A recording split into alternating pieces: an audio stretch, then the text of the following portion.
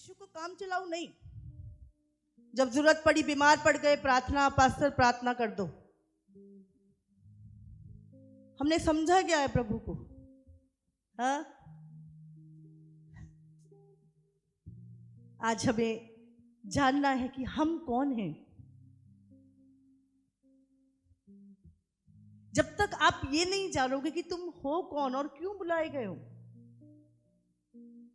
हमें लगता है यीशु सारे ईश्वरों में, है ना, देवताओं में एक देवता है।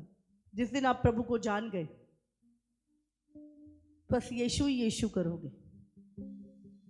प्रभु के साथ पर्सनल इनकाउंटर। आपको पता है दुनिया की चीजें सीमित है, संसार की चीजें सीमित है। हाँ, 30 साल तक हम पढ़ाई करते, फिर जाके एक जॉब करते हम 20-30 साल की, उसके लिए पता नहीं कितना संघर्ष करते, और उसी में हम आनंदित होते रहते, पता नहीं क्या हमने तीर मार लिया, और थोड़े दिनों बाद रिटायर हो जाते, चले जाते।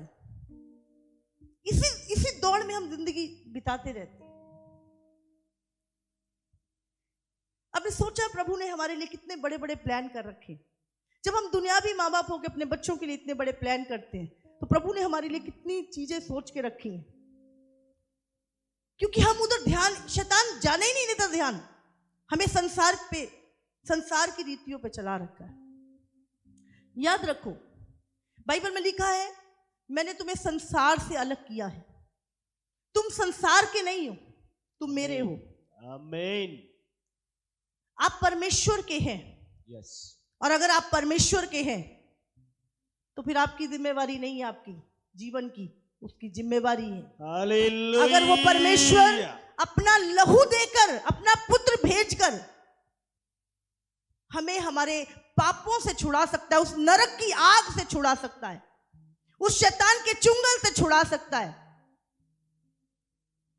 तो ये संसारिक चीजें तो बहुत छोटी हैं। इसीलिए बाइबल में लिखा है, अभागे हैं वो लोग। क्या लिखा है? अभागे, बदकिस्मत जिसको बोलते, अभागे हैं वो लोग जो इसी जीवन में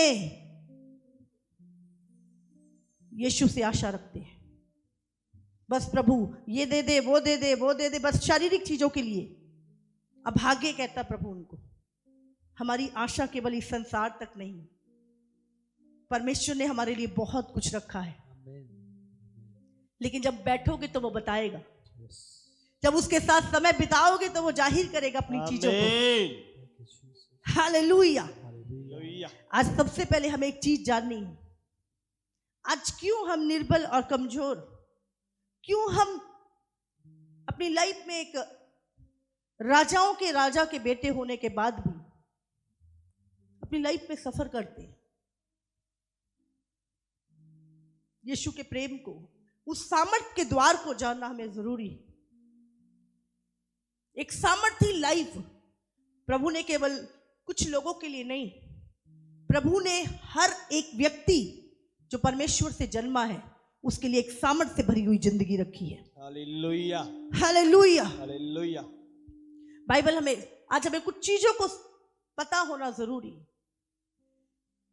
यीशु मसीह जब इस संसार में आया, सबसे पहले उसने क्या बोला? यीशु मसीह का प्रचार क्या था? हाँ, मन फिराओ क्योंकि स्वर्ग का राज्य निकट है। मत्ती 4:17 में, मन फिराओ क्योंकि स्वर्ग का राज्य निकट है। तो परमेश्वर यीशु मसीह क्यों आया? हमें उस स्वर्ग के राज्य के लिए तैयार करने के लिए। हालेलुया। इसलिए उसने कहा मन फिराओ। किन चीजों से? अपने पापों से, अपने उस झूठी शिक्षाओं से, उन भरमाने वालों से, वो इंसान की गढ़ी हुई भक्ति से, मनुष्य के बनाई हुई चीजों से, अपने पुराने शैतानी जीवन से, अपने नशों से, अपने पाप से मन फिराओ। प्रभु ने कहा स्वर्ग का राज्य निकट है। हालेलुया। कितने लोग इस धरती पे रहने वाले हैं हमेशा के लिए? हाँ, एक भी? इतनी तैयारी कर रहे हो, इतना पता नहीं क्या कर हम इस जिंदगी के लिए करते हैं, झूठ भी बोलते हैं, धोखे भी देते हैं, चोरी भी करते हैं, हाँ बहुत कुछ करते हैं, बहुत मेहनत भी करते हैं, बहुत कुछ कर रहे हैं इस जीवन के लिए। कितने लोग यहाँ रहने वाले है? कोई जो हमेशा यहाँ पे रहने वाला है? एक भी हाथ नहीं उठा। इसका मतलब आप सत्य जानते हो। आमीन। आपको कहीं ना कहीं पता है, कितना भी कुछ कर लें तो यीशु ने कहा मन फिराओ, क्योंकि तुम स्वर्ग के राज्य के लिए तैयार किए गए हो। आमीन। आज हमें मन फिराना है अपने पापों से, क्योंकि आपको पता नहीं है स्वर्ग का राज्य एक दिन का नहीं है, वो अनंत काल का है। आमीन। Eternal life. आमीन। ये जीवन तो कोई 60 साल जी लेगा, कोई 50 साल जी लेगा। अभी कोरोना में पता नहीं कितनी उम्र के सब चले गए। हम ज्यादा से ज्यादा लगा लेते हैं, आखिरी दिनों की जो एज है वो 70 या बल के कारण 80। लेकिन परमेश्वर यीशु मसीह केवल तुम्हें कार गाड़ी ये सब देने नहीं आया। यीशु मसीह जो तुम्हें देने आया वो था अनंत काल का जीवन। हालेलुया। और उस अनंत काल के जीवन को पाने के लिए तुम्हारे पापों की क्षमा जरूरी थी, जिसको यीशु मसीह ने क्रूस पर हमारे लिए बलिदान दिया अपने आप को। कोई पापी के बदले नहीं जा सकता था, इसीलिए यीशु मसीह संसार में आया। परमेश्वर इंसान बना। क्या लिखा है? आदि में वचन था, वचन परमेश्वर के साथ था, वचन ही परमेश्वर था, और जो कुछ उत्पन्न हुआ वो वचन के द्वारा हुआ, और वचन देहधारी हुआ और हमारे बीच में डेरा किया। यीशु मसीह, वो कोई धर्म नहीं। बहुत सारे लोग अलग अलग संस्थाओं से, अलग अलग चर्चेस हैं, अलग अलग डॉक्ट्रिन है। मैंने कभी जानने की कोशिश नहीं की कि किसकी क्या शिक्षा है, किसकी क्या डॉक्ट्रिन है। मुझे केवल यीशु समझ आता है। आमीन। मुझे केवल यीशु समझ आता है। आमीन। मैं एक बार चंडीगढ़ में हमारी शोभा यात्रा होती है, तो हमेशा वहाँ के जो बिशप साहब हैं, कैथलिक चर्च से हैं, वो बहुत लाइक करते हैं। हमेशा बोलते हैं सिस्टर आप बोलो, आप बोलो। हालेलुया। मैंने बोला मुझे नहीं समझ आता कैथलिक, मुझे नहीं समझ आता मैथोलिस्ट, मुझे नहीं समझ आता बैप्टिस्ट, मुझे केवल यीशु समझ आता है। हालेलुया। मैंने बोला जब मैं प्रभु में आई थी ना, तो मुझे नहीं पता था। लोग पूछते थे तुम कौन हो? मैं बोले कौन है, हम विश्वासी हैं।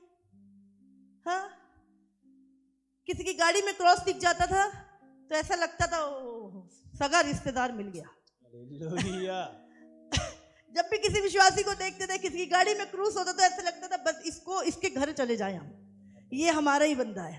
आमीन। और उतना ही प्यार, क्यों? यीशु से प्यार था तो यीशु के लोगों से बड़ा प्यार था। तो लोग पूछते थे भाई तुम कौन हो? मुझे समझ नहीं आता था ये क्या पूछते हैं, क्योंकि मुझे कुछ नहीं पता था मसीहत के बारे में, मुझे सिर्फ यीशु के बारे में ही पता था। तो बोला, हमने बोला हम यीशु के हैं, हम विश्वासी हैं, हम बाइबल पे भरोसा करते हैं। अच्छा अच्छा अच्छा अच्छा अच्छा अच्छा। वो लोग ऐसे चले जाते थे। उनको लगता था हमारे वाले नहीं है, पर हम अपने वाले ही समझते सबको। समझ रहे हैं आप?